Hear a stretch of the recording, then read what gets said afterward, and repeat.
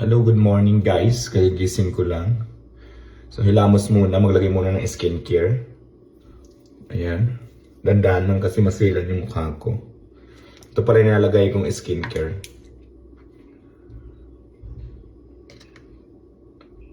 Ito yung resita sa akin ng doktor. Ayan. Ganun-ganunin lang para at least ganyan lang siya. Hintayin lang muna lumambot. Lumambot yung paste. Ganon-ganon lang. Tapos, bago siya banlawan. Babad mo muna siya ng 3 years, sabi ng doktor. Tapos yun nga, naghanap ako ng doktor na magaling mag-retoke ng ilong. Papatangusin ko ng ilong ko. So, meron ba kayong recommend?